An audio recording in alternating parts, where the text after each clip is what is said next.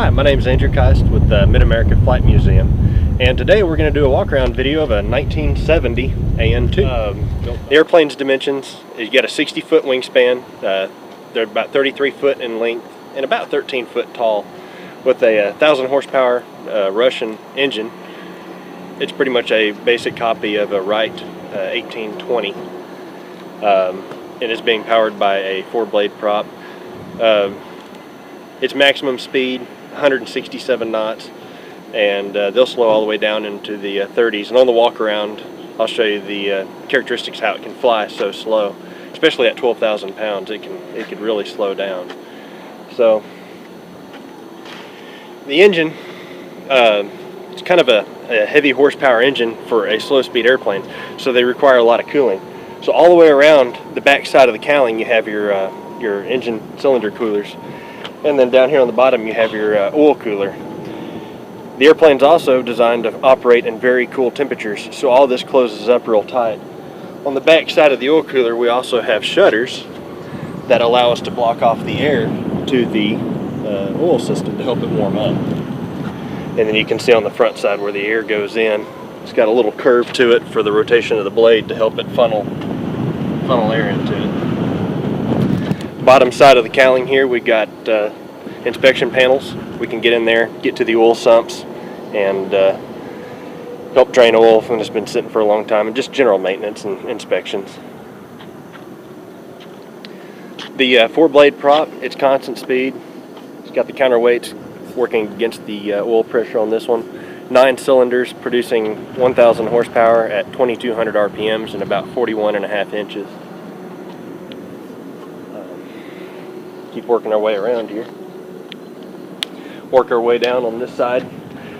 Got a single point exhaust that comes out, and then you also have your cabin heat shroud, just like any other heat shroud would work on it. On the underneath side here, we have 2 more panels that we can open up. The landing gear works off of pneumatics for brakes.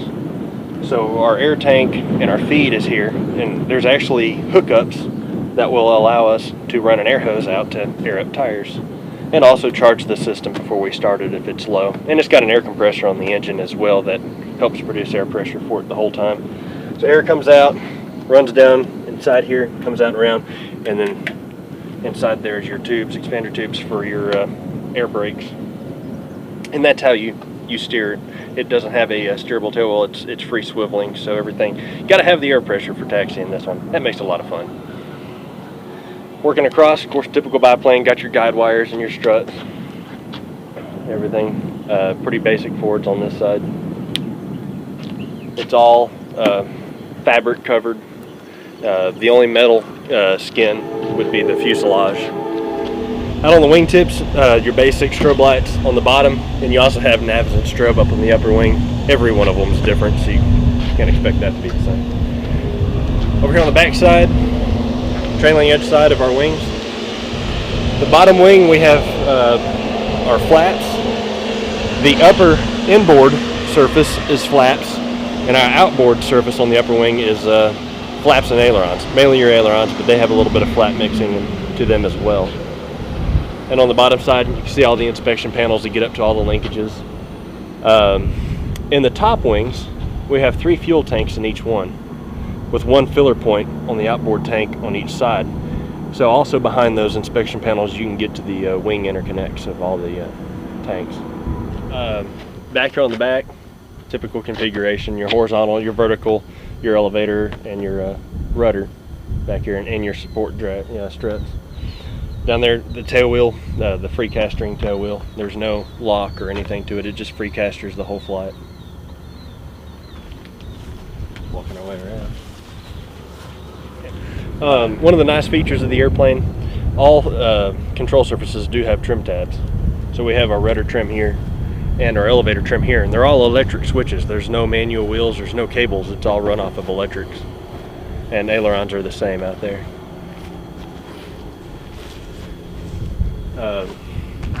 And as for the same as any other airplane, inspection panels all over the airplane. To get up to our fuel tanks, to fuel it and to check our oil, we got a 33-gallon oil tank forward of the windshield, the windscreen. So to check it and check our fuel and add fuel and oil, here's our steps. So we, you know, you can step up, step up, step up, and there's wing walk, or wing walk. There's non-skid on top of the airplane, keep us from slipping off. And you just walk all the way up the center.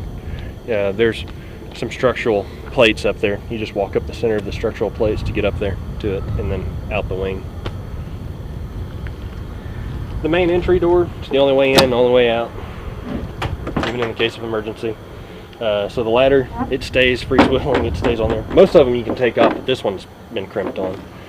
And help yourself.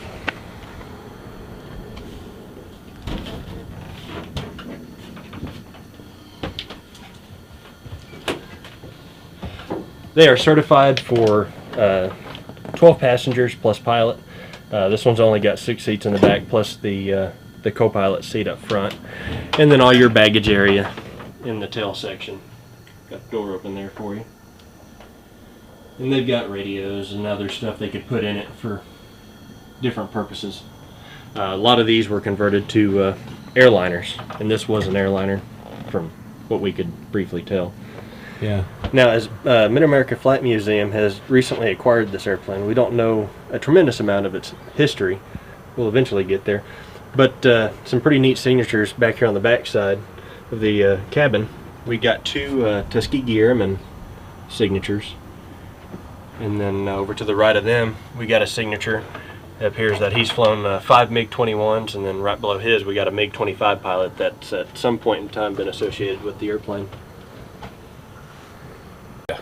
Over here on the left side is basically your standard instrumentation, although on this airplane, I don't know what they call standard. Can't read the airspeed gauge, it's all in Russian, but that's what they make color markings for. So your airspeed gauge, your gyros for flight. Here's our manifold pressure gauge. Instead of in inches of mercury, this one is in millimeters. So a lot of use in the book to convert what you want. 1050 max, which is about 41.5 inches of manifold pressure. Our tack down here, thankfully that one's still in RPMs. 2200 RPM red line. We cruise around 1800 RPM. And more navigation equipment. Vertical speed over here in meters. And someone thankfully at least put the altitude gauge in American. Fuel quantity here in liters. Carb air temp. Here's our engine 3-in-1 gauge. Fuel pressure, and oil temperature, and CHTs, and basic American add-on. We got our CDI down there for navigation. Keep working across. We got our lights for external lights, and then up here is all circuit breakers, our avionics master, and some more lights. Okay, inertial starter controls here. So we can energize the inertial starter, pushing that switch over. It's spring loaded, battery's off, so we're safe. Spring loads over. We hear the inertial starter wind up as soon as it balances out. We hold it, take our other hand, and we pull the cable that engages the clutch and start the engine over. Mag switches there, and just like these, we also have a starter breaker in case we have a problem with it. Work our way back here to the controls. Basic controls, aileron, elevator. This handle here, that's how we use the pneumatic system for the brakes. So with our rudder pedals in the neutral position, if we pull that handle back, we can get brakes to both wheels. If we start moving left rudder, we get left brake. If we push down our right rudder, we get right brake. And there's ways of varying that. The more right rudder, the more right brake you have. Basic situation there. Down here on the left side of the pilot is our fuel for left tank, right tank, both tanks and off. And then we have oxygen system. And on the very back side of there, let me move this out of your way, we have our air pressure gauge and our air pressure valve there to the left of that. Up here to the center pedestal, it's a pressure carb fuel system on it. So we have auto rich and then auto lean control here. Our throttle, our prop, carburetor heat, and our fuel cutoff, kill and on. Down here There's our cowl flaps for the cowl, actuators. Our oil cooler door down there on the back side of the oil cooler. Aileron trim and rudder trim and elevator trim. Here's a fun part. There's your switch for flaps up, and your switch for flaps down is right here on the side of your throttle. It's confusing at times, but it's doable. And for the pilot's emergency exit, we can pull these handles here, and this top hatch will come off, and you can get on the back side of the, on the top side down to the back of the airplane. The fuel does gravity down, but it still does require fuel pressure for the pressure carburetor. So when we start without the engine-driven fuel pump running, down here on the very bottom we have a wobble pump, and that mechanically, by us, allows us to build up fuel pressure for starting, and if we do lose the engine-driven fuel pump, we can use that to get us to the nearest airport. So on speeds of flying the airplane, again, our VNE, our never exceed speed on the airplane is 167. Now the old joke is they barely do over 80, which is true. I don't think you could get it to 167. But 80 knots is our flap speeds. So we generally cruise around 90 knots, you could call it. Enter the pattern.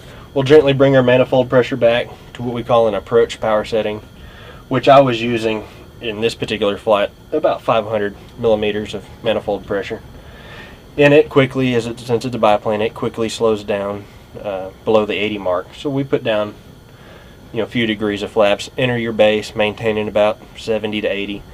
On final, we'll go ahead and put in the rest of our flaps, and the airplane, it really doesn't care.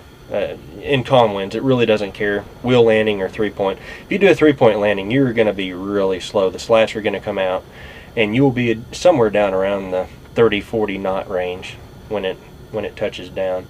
If you want a flat on wheel landing, you'll be somewhere around 50 to 60. But flat like a big Piper Cub. It does have some limitations on crosswinds. The side of the airplane is so large, and also biplane generates a lot of lift. It's really easy to run out of rudder on landing. So they call it a 7-knot crosswind limitation with flaps. I think with no flaps, it might go up to 10. We just got to be real respectful of that on this airplane. When you get comfortable in the airplane, you can start landing it more, but we respect that limitation pretty well. And so the book does state anything more than 7 knots, don't use flaps on crosswinds. Stalls on the airplane are very basic and straightforward, no bad characteristics. Matter of fact, the book specifically states the way the airplane is aerodynamically built, the loss of engine at night or in a bad situation or IMC or any of those bad situations, you basically put down full flaps, pull the yoke all the way to your lap, and fly it in a stalled configuration. The leading edge slats come out, the airplane just kind of lowers its nose. It might do a little bit of a falling leaf, but the way the ailerons and everything are designed, even in that configuration, you still have full control of the airplane for banks. So the book says, hey, if you have an engine loss or you've gotten disoriented, just pull the engine to idle and land it full stall. And it'll come down about the book says it will touch down about the speed of a parajumper will. It's very heavy on the controls, sluggish, as any slow biplane. It's almost like a Stearman. It's very sluggish. It's very underpowered for an over horsepowered airplane. The fun thing about the airplane is with that 1,000 horse engine up front, and it's a really reliable engine, being that it's a clone of a Wright 1820. The airplane, you cannot tell any difference if you are full of fuel or light on fuel or you have all 13 people inside. The airplane just does not change any flight characteristics. This video was brought to you by the Mid-America Flight Museum and Victor Premium Dog Food. Hi, I'm Eric Johnston. I hope you enjoyed this video. Please give it a thumbs up, leave a comment below, and subscribe to my channel to enjoy many more aviation videos to come.